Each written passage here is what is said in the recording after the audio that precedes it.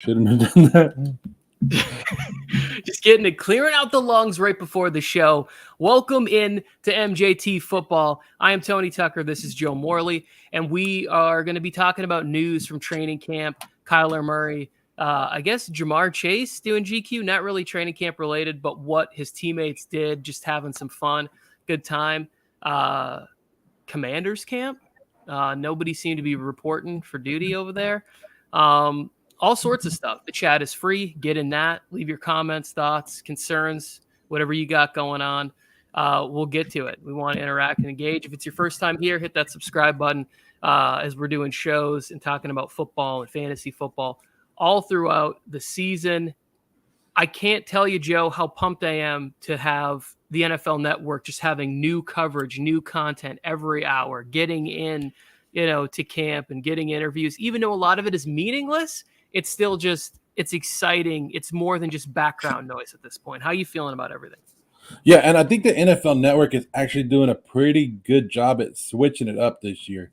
Because normally, you know how I'd get bored, and I stopped watching it a couple years ago because they would show the same camps, the same people. Oh, look at this. And now it's like, hey, we're at this camp today. We're at this camp. And it's getting better that they're actually switching up the coverage. And if you're a team of different, a fan of different teams, it's helping you out. You're not seeing Tom Brady every day. I mean, they do their little stories, but you're getting a look at every camp and more players. And I'm liking it more and more the way they're doing it. So I give them their little props over there. But, yeah, NFL back. Tony, we're only, what is today, Sunday? 4 days away from NFL football, from preseason football? Yeah, I mean, you got your Raiders next Thursday, right, in the Hall of Fame game? That's right. Don't hate. I'm not. I'm excited for it. I want to see Trevor Lawrence get a couple drives and carve up that overrated defense out there in Las Vegas. We will not see no Trevor Lawrence. You know that. You won't in this Hall of Fame game. You won't see any starters. Yeah, it'll be. I think it'll be interesting to see what Doug Peterson does. But you're right. I don't think there'll be any starters out there for the first game. Let's get into our first topic, and Joe, let you handle that stuff, and I'll just talk to the people here.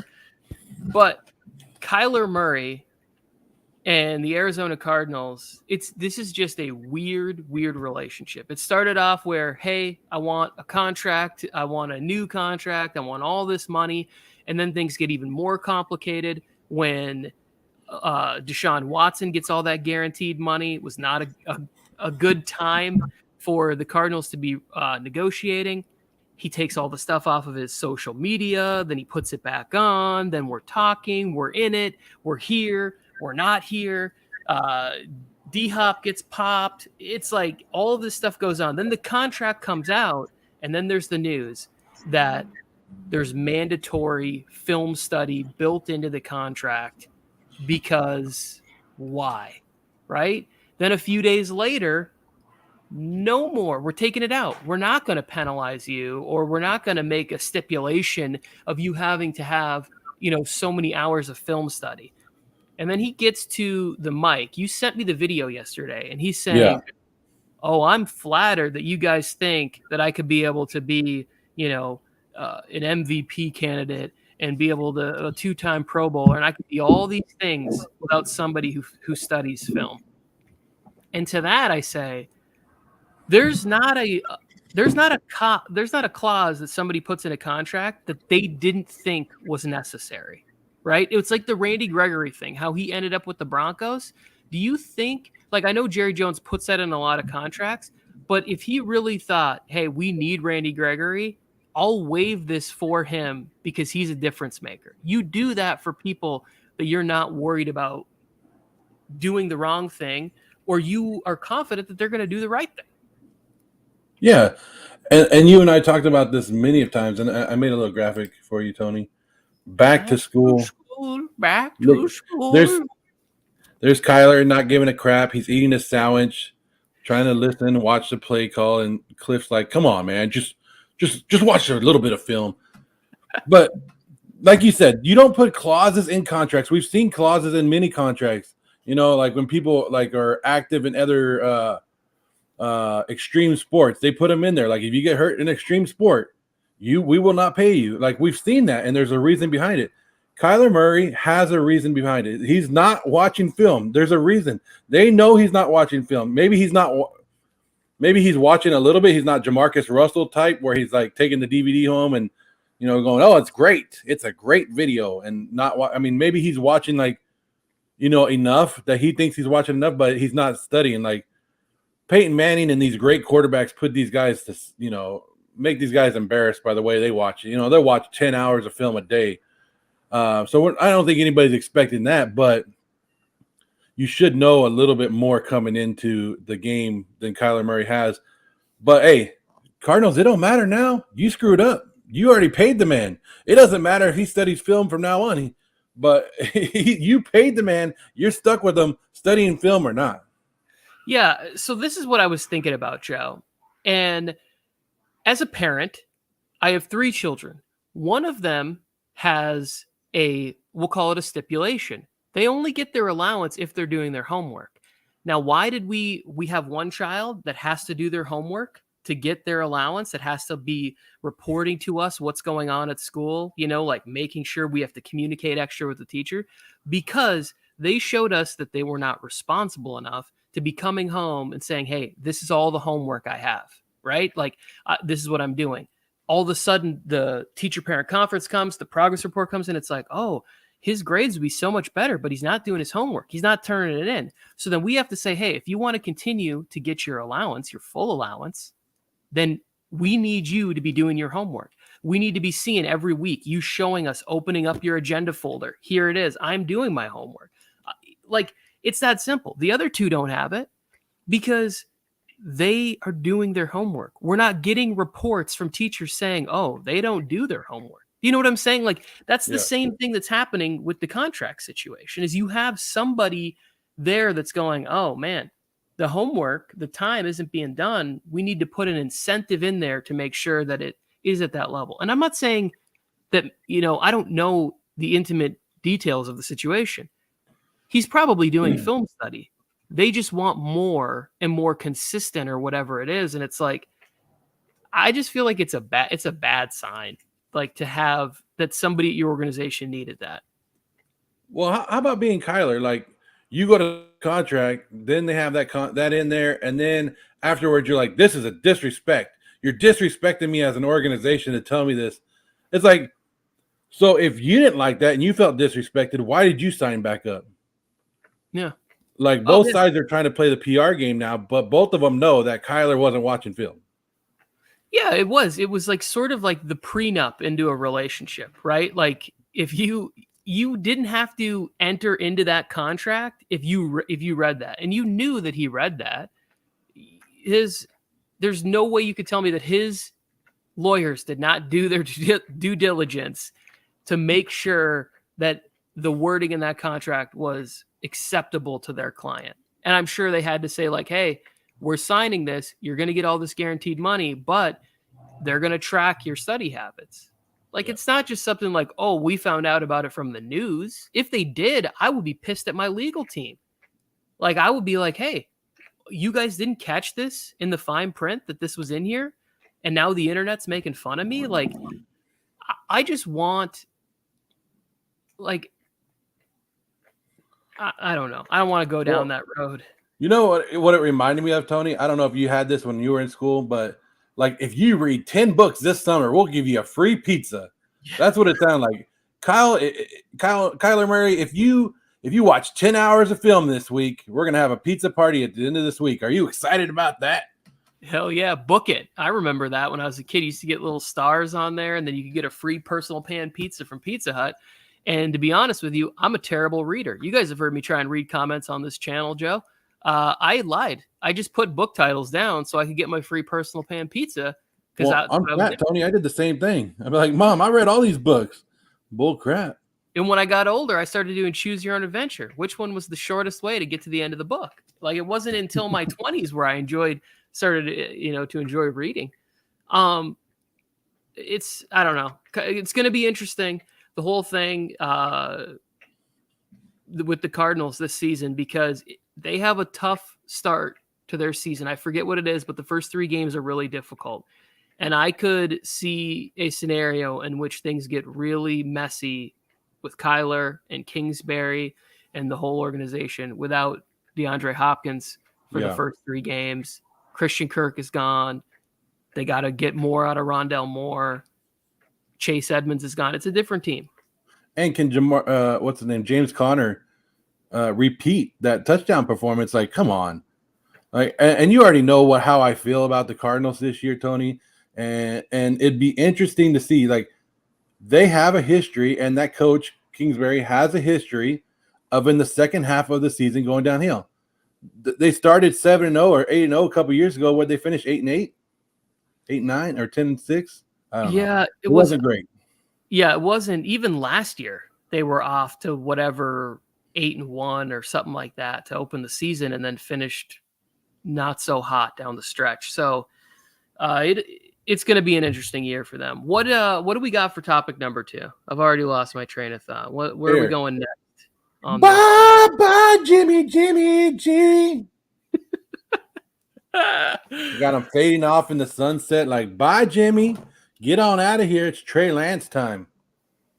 Yes. Yeah. I look at this and I was like, Kyle came in right away and was like, no, we haven't traded him, but Trey's our guy. Jimmy knows that. Trey knows that. Everybody knows we've moved on and the Trey Lance era has started, which is great. It's interesting. And I think it is really the only move that you could have. Yeah. But I just was sitting there going, dude, you're giving all your leverage away. It's like, yeah, we're going to trade him. Trey Lance is our guy. Like, it's not even, I get that they're trying to protect the ego. Yo, what's going on, NFL Colin? They're trying to be there to make sure that there's no fragility with Trey Lance, with the team. The Niners have a great team. I think like a Super Bowl caliber roster if Trey Lance cannot turn the football over this year. But you got the Debo contract situation sitting out there. You got to try and figure out how to trade Jimmy G. It's like the running back situation is a little cloudy, but I don't ever really worry about that with Kyle Shanahan offenses. But just to have him get up there and just be like, don't worry about it. He's gone. Like, he's not technically gone, but he's out the door. He's gone. So it's like, it's like the new age divorces. I don't know if you heard about them. It's like, we're divorced, but we still live in the same house. Yes. The conscious uncouplings or whatever these. But he's leaving.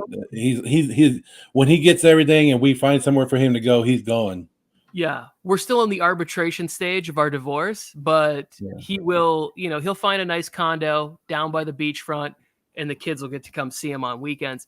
Yeah, even John Lynch just looked very uncomfortable while Kyle was talking in the clips that I saw, where he was just like, thank you for making my job super difficult in negotiating, as you're saying, you're basically saying Jimmy G's dead to us, even though like we thank him for taking us to 2 NFC championship games at a Super Bowl, but he's gone. He's gone. I'll give you a 5th round pick for Jimmy. And then after watching that, you're like, well, Jimmy's already gone, right? So what if I give you a conditional 7th? We got a comment from Drunk up here. Love the name, Drunk. This is good. Trey Lance will be better than Lamar by the end of this season. I think that he's just in a better situation, Drunkard, because Kyle Shanahan wants to push the ball downfield, right? Like he wants to move it. The offense that they've had for the Ravens, it's been limiting. They don't want to pass the ball. Even Hollywood Brown said, I'm not leaving because Lamar Jackson can't throw. I'm leaving because the offensive coordinator doesn't want to throw the damn ball. It's like he wants out because the offense isn't friendly to the passing game, as to where I think the run is going to set up some really great play action. And Trey Lance, could look like he's entering that superstar territory by the end of the year, especially if the defense is as good as I think it might be. Well, I like messing with Niner fans, Tony. So all my friends are like Niner fans. So I always mess with them. And I sent one of them this the other day. It said, from yesterday's practice, it said Trey Lance finished 3 of 10 with an interception that might have been a pick 6, and he got sacked, and the offense had a bunch of procedure penalties and all that stuff. They didn't look good on offense. So I sent that to my buddy, and he's like, "Oh, they said that about everybody." Justin Herbert, what did he say? Justin Herbert went 8 of 20 at practice. I said, "Yeah, but Justin Herbert's a goat, and Trey Lance is just learning." And they get all mad.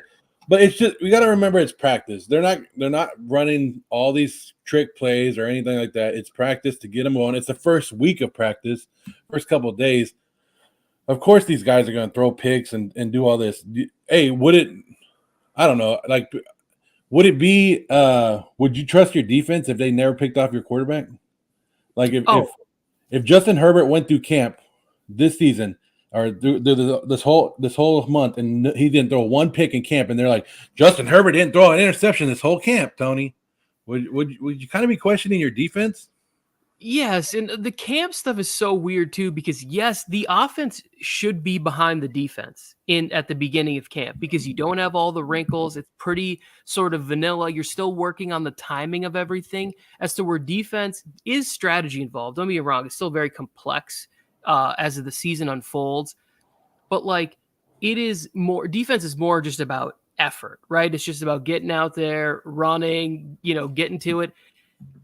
Is the idea that I can put any stock in Trey Lance having a bad couple of days, like you need to see it on the field. Like what was it last year where they're like Justin Fields in training camp, he was 7 of 8 today with 2 touchdown passes or whatever, and that dude was getting busted up. There was a couple of reports early from Trevor Lawrence last year. The dude had like 20 interceptions. So you can't really take much from that, these training camp numbers or whatever it is.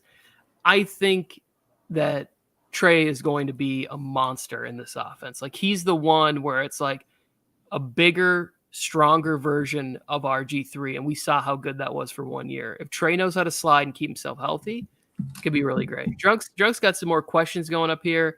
He says Justin Herbert or Derek Carr. Of course.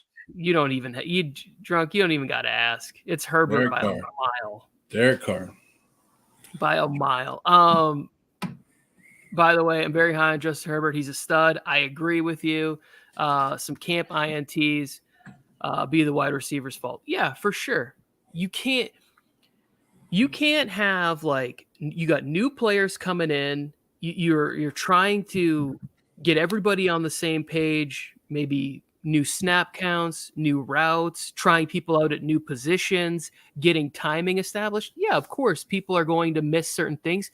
And to be honest, people, I want my quarterback making mistakes in training camp. Like, I don't want the mistakes in games, but in camp is where you're trying new things, you're trying to figure it out, and you have to fail to succeed. That's how the most successful people become successful in life, is that they're out there in practice every day, working and failing so that when they get to game time, it's all about success and succeeding. We got Drunks taking shots at your boy Fields too. I don't know. It's a good transition, Tony, because speaking about people that failed at training camp, right? And this guy was talked about all last year about how this must have been one of the busts, and they can't believe they got him. And then remember he went all these balls in training camp, and they were like, well, in college they have the white little lines on the ball, and you can see it, and he's dropping everything, and then became one of the best wide receivers in the league. And now look at him, Tony. Oh man, I love it. Look at that, fashioned out. You would look good in that green shirt, Tony. I would. I would rock that vest. What is it, like a puffy Nike vest or whatever it is? I couldn't pull off the turtleneck because I don't have a long enough neck to really wear turtlenecks. But this to me was hilarious because this shows the camaraderie of your team. He's a superstar player after 1 year. Like, I don't really think there's any denying that.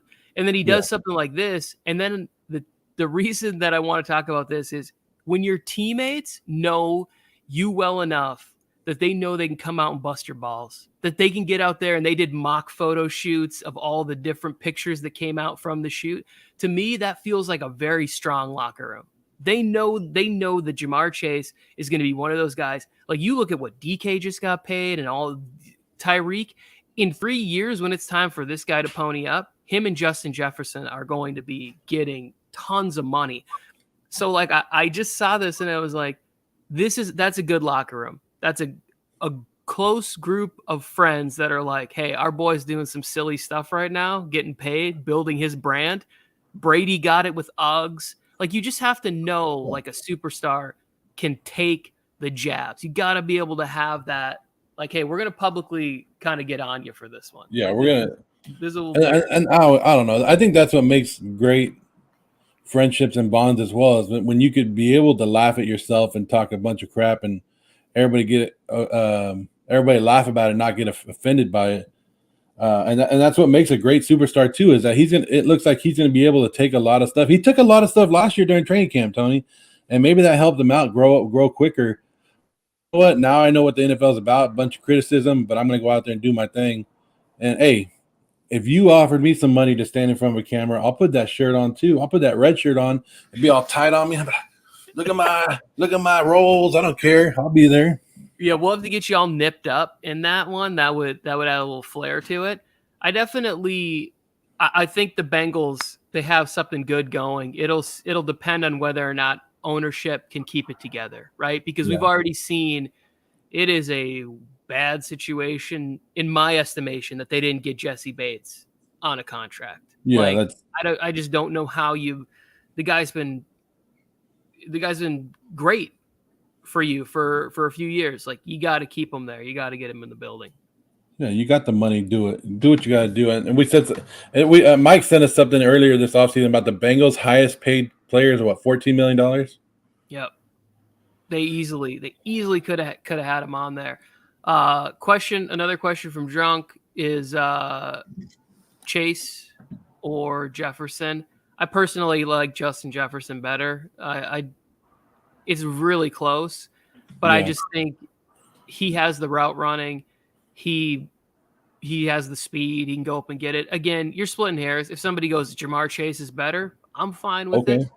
Yeah. I personally like Justin Jefferson too, like if I was building a team, but I wouldn't be mad if you had the number one pick and you took Justin Jefferson and I'm like, dang, I got stuck with JaMarr Chase. Exactly. I'm going to lose. No, like you said, it's right there. He said they don't need Jesse Bates when they got Dax Hill, which probably is part of it. You want to see what Dax Hill can do. Here's one that I want to tell Joe. If Davante Adams disappear, I'll never forget the Raiders. Well, I'm constantly checking Twitter, always watching it. I know it's training camp and stuff. I put a video of Davante Adams catching a ball in practice, and people got all pissed off. It's practice. Well, I just read that Davante Adams got loose in coverage today, resulting in Derek Carr hitting him for a 55-yard touchdown, and the GM and everybody were celebrating with Adams in the end zone. So, just letting you know, Tony, it's coming. It's coming, Charger fans. Oh, it's great. I can't wait for you guys to get dusted in week 1 and for us to get back on these cameras and for me to be celebrating. I might do that show standing up the whole time so I can just be doing the gritty and crip walking and just just throwing myself a little party over here. I'm going to wear all black to week 1. So not only am I going to support the Raiders, but I'm also there for the Chargers funeral. I'm going down. I'm going down to party with the people from Die Hard Bolt Club week 1. It's gonna be fun. I'm gonna be pretty rowdy that day. You know who doesn't have anybody rowdy with them, Tony? The Washington Commanders. Have you seen that? I didn't follow up to see if they got more fans day 2 or whatever. Carson Wentz. I'm ready to take command. I'm ready to get in there and take command. This to me is kind of sad because I've always felt like Washington has had a really good fan base. Like, even when I was little, I would see the Hogs dressed up there. They would come through. NFL Films would get the fans and how rowdy they were, and it was like, these guys do it right. They probably show up and tearing meat right off the bone, just tailgating like crazy. And then I saw that and I was like, well, it kind of makes sense. Like, where the organization is headed, Daniel Schneider, it's weird because I don't see how the other billionaires that are sitting around, why aren't they going like, hey, this isn't a good look for us to constantly be having this guy who every couple of years seems to be embroiled in some sort of controversy, right? Like, I know that they probably don't want to lean in on it too hard because they probably all have a few skeletons in their closet that they don't want to be exposed by going in on somebody else. But for Daniel Schneider, it seems like the fans don't want him and the things keep adding up. I don't know when they can or what ability they have, but maybe like a force of sale situation. Yeah. Because I don't really know another reason why they wouldn't show up. Like you got like, do they hate Carson Wentz? That doesn't make any sense. Like Ron Rivera, he's good. I thought they had a pretty solid, well, actually their draft wasn't great this year. But Jahan Dotson's something to be excited about. Terry McLaurin getting a new contract. You got good young running backs. I like Brian Robinson Jr. I don't know why you wouldn't feel good about this team. Yeah, I don't know what's going on either. I don't know if they're trying to. I'm not part of any of the Washington message boards or anything like that to see if like they're trying to boycott them or do anything. But I think Washington's going to be a really good team this year. Like I think they improved enough. Already know I hate the Cowboys. You already know that I'm never going to give Cowboys any credit around here. So I think they're better than the Cowboys, way better than the Giants, and the Eagles are the only ones that could compete with them. But I don't trust the Eagles either. So I'm right there with Washington being one of the top teams. And Tony, I don't like. I'm a Raider fan, but if there's a training camp next to me close by, we go to it. Right? I'd go check it out. I wouldn't care if Washington was in my hometown and I'm living here and I'm a Raider fan. I would go to training camp right now and be like, hey, I'm here. Why? Like, even if you're not a Washington fan, you should be going to go check out these players and having a great time and doing all this stuff. So I don't understand why they're not drawing these people in. And in that picture, Tony, the picture that I put it up again. Doesn't it kind of looks like it was a little bit like rainy the day before? Maybe I don't know, or just the field's wet. Maybe they just didn't have great weather out there. I don't know. Yeah, but I don't feel like weather should stop football fans from going and attending something. Like maybe it wouldn't be packed. It just looked really weird. Yeah, that maybe they don't, kneel at the throne. Maybe that's why. They're over Meghan and Harry. I think this second one that Drunk's onto is a little bit more. I think they're on their third name in 4 seasons or 5 seasons or whatever. Maybe there's a little bit of disconnect there. But I think it's more, personally, I think it's more of a disconnect. Hey, sorry, dog's about to attack the pool guy. There it is. Yeah. Get that pool guy, Tony. Hey, there's more action in Tony's house right now with his dog than at the Washington camp with all the fans. This is what the crazy thing. This is what's crazy about live YouTube, right? Anything can happen. So Tony has to go take care of his dog. But I don't know. I'm looking at, like, guys, you could count how many people are there. Look, 1, 2, 3, 4, 5, 6, 7, 8, 9, 10, 11, 12, 13, 14, 15. 15 people, and in just that little area. There's another picture where it showed like maybe 4 or 5 more people. So, but if you're not getting 100 people at training camp, then you don't have a team. And maybe that is and then the rumors came out now. I don't know if you saw this yesterday, that Chicago Bears and the city of Chicago are having an issue about the Chicago Bears want to move outside of Chicago. They already have the land. They already want to build a stadium. And they're not talking to the mayor or anything anymore in Chicago about renovating Soldier Field. Well, the mayor came back and said, hey, we want to renovate Soldier Field. Here's what it's going to look like. Well, now there's rumors that the Washington Commanders will move to Chicago, and there'll be 2 teams in Chicago. That came out yesterday. Ooh, that's interesting. I didn't see that. I think that would be devastating to Washington fans. I could see a scenario in which the league tries to do this. They try to get out of smaller markets. If LA can embrace the franchises that are here and they see some sort of sustainable model for 2 teams in larger cities, I could definitely see that. I don't know that I would be moving Washington. I would try and move a team more like Jacksonville, that maybe doesn't have the great fan base during the down years. They seem to be rowdy. I mean, what was it, Saxonville? Yeah. That one year, like everybody was Duval, and then they're bad the next year, and you couldn't hear like a church mouse. I am a huge Taylor Heineke supporter right here. I said after that one playoff game, he reminded me of Tony Romo. And what I say about Heineke is last year was essentially his rookie year, and he played really well. If you think about it, like those were his first 15, 16 games as an NFL starter, and he was pretty good. Now he'd be coming into year 2, and I think there would have been an improvement, a chance to win the division, but you also can't really take that risk, especially when you have him on like such a low contract. So you bring in somebody else like Carson Wentz. But if Wentz struggles or gets injured, I think that Heineke could easily run away with this job in year 2. I like him. I think he's good, and he's got a little something extra about him, like a little, desire, the kind of the spirit of Rudy Rudiger in Taylor Heineke. I'm in Wentz, and I think Wentz is going to be very underrated this year. Chicago Commanders, come on, that sounds like a Madden expansion team, bro. It's true. That's what it sounds like. But hey, Soldier Field.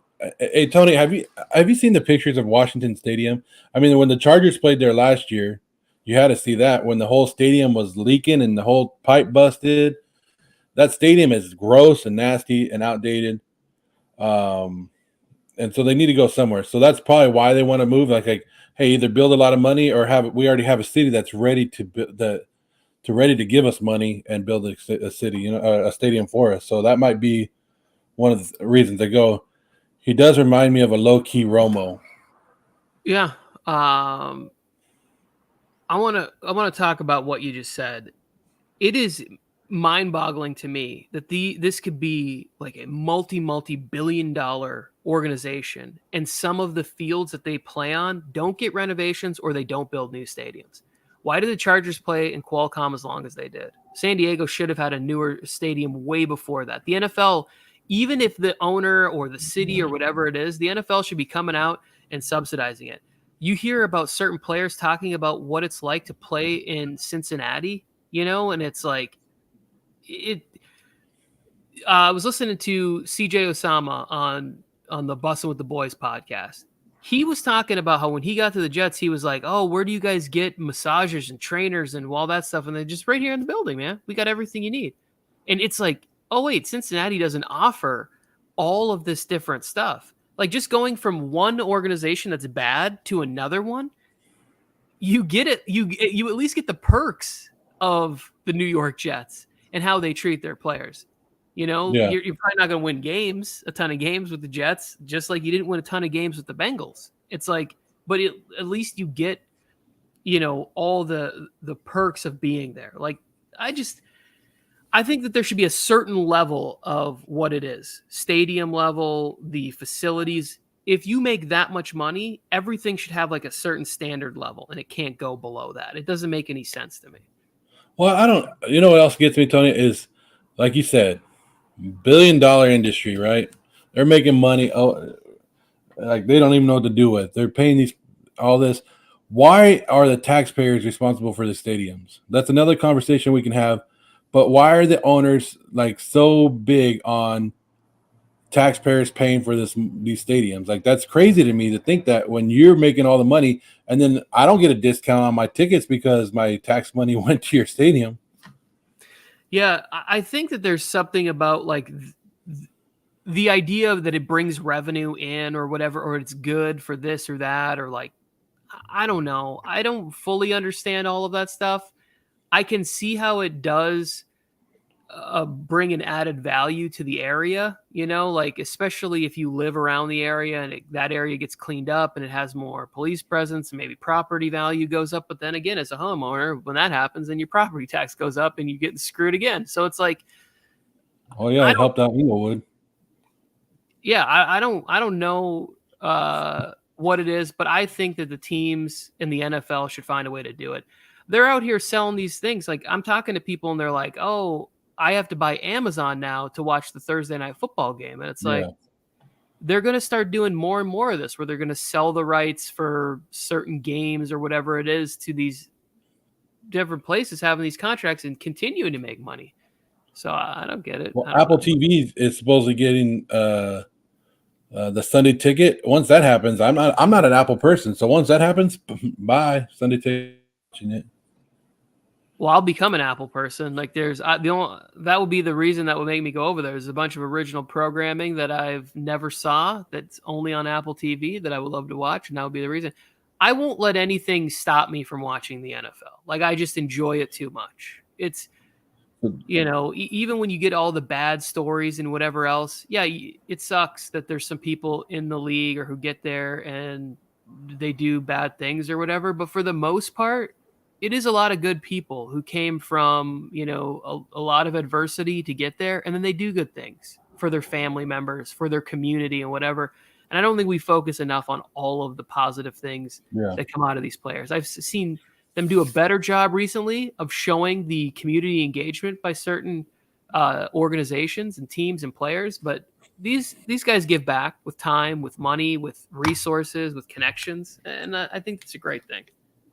Drunk looks like he's from St. Louis, and he's talking about when the Rams lost and how much they tried to get out of the city, $400 million and stuff like that. So, it's sad, but that stadium was run down to the Edward Jones Dome or whatever. Ask Reggie Bush how that stadium is. Ouch. Ooh, all right, Tony. So our last segment of to bring up something that we've been saying for the last couple of years. We always say stuff about like this year I'm on the fade the Cardinals. But you wanted to bring up a new segment. What you want to introduce it? Yep, the fade of the week. Joe Morley loves to, and I need to put together a little clip of Joe Morley going, fade the Saints, because that's where it started last year. Every single show, Joe would be yelling, fade the Saints. And so I just want to talk about other things. As I was sitting around, I go places, right? And I'm always like, I don't understand people who litter. I want to fade litterers, Joe, right? It drives me absolutely insane when I see somebody throw their trash and there's a dumpster 3 feet away. It drives me absolutely crazy that people think oh, well, it's not my problem, or somebody else will pick it up, or I don't care, whatever it is. I pick up trash all the time randomly because I just hate, and maybe it's because where I come from. I'm from the UP. I'm a Uper. It's a beautiful place. Littering in a place with the Great Lakes and all the forest and trees and whatever just always seemed horribly wrong. But everywhere I go out here in LA, I've seen people at the gas pump open up their door and just start throwing out McDonald's trash and Jamba Juice cups and whatever, just dumping it out at the thing and then pulling away at the pump. So I just want to, all the litterers out there, if you are a litterer and you're in my life, I'm fading you out of my life. I'm fading litterers this week, Joe, for my fade of the week. Yeah, it's horrible. I went to a local Christmas parade a couple of years ago, and as we're walking back to the car, the whole street is just lined with trash. It's really? You guys couldn't even go take it to the trash can right there? Brought it here, take it back. It's pretty sad, and that's how it is after every parade, every team parade that you see, every game. I don't even do it in the movie theater, Tony. You know how in the movie theater people leave their stuff. I have your popcorn bucket, or whatever, and take it down and throw it away. Not that hard. Yeah. So yeah, I'm with you. Fade them. Fade those litterers. Get them out of here, Tony. I'm on the spot here, so for me to fade something, I've been trying to think about the all show of what I could fade. And there's a couple things, that I could fade. Yesterday I was in LA traffic, or the last couple of days I've been in LA traffic, and I just seen people honk for no reason, Tony. No reason. They just honk for no reason. I understand people make mistakes. Maybe, LA traffic's not the easiest to get around in, and sometimes you'll miss an exit because you think it's a little farther than it is, and you got to make your little moves to get there. Well, people will just honk for no reason, even if it's not even affecting their lane. They'll be going here, honk. It's what'd you honk for? So my wife and I were basically playing a game yesterday. How many people can we count of who honked for no reason? How many honks for no reason throughout the rest of this, the whole day that we were down there? So people that honk for no reason or honk just to honk, I don't know. My wife always yells at me because I'm not a car horn honker, and she says I don't honk the horn as much as I should. But I'm gonna fade the car honkers. How about that? I love this one, Joe. I cannot tell you how much it drives me insane. The horn is there to to bring people aware of a potential accident, right? It's not oh, I'm frustrated, I hate LA traffic. there's no reason for these people in Los Angeles, and it drives me nuts, Joe. Like, they just start honking for no reason. Or people who lay on their horn, like if somebody's late to make like the left turn arrow turns green and then right away it's like, Murr! I'm like, how about just a little like, like, hey, wake up, let's go, let's get it moving. You know, there's other people behind you who need to go. I'm fine with that. But the just like, we're all stuck in parking lot traffic on the 405 or the 101 or something, and people are just laying on their horns as if it's going to help the issue. And I'm like, what is your problem? Then you look over and they're like pointing at the guy, like, what is he doing? He's like, I don't know, but we're all stuck here going 2.5 miles an hour because we have politicians who don't care about our traffic, our congestion, our problem, the lack of, you know, quality of life because of the traffic, but the horn doesn't make it better. Fade the unnecessary horn honkers. Great start of fade of the week. I want to do more of this, Joe. I like this one, Tony, because Drunk got into. He's going to get involved in it too. Look at this. He's fading cottage cheese. Cottage cheese feels like it was invented for old people, right? Drunk, like they're like, you go to like an aunt or an uncle's house and they're old and you're like, oh, what are you eating there? And it's like canned peaches and cottage cheese. And you're like, what?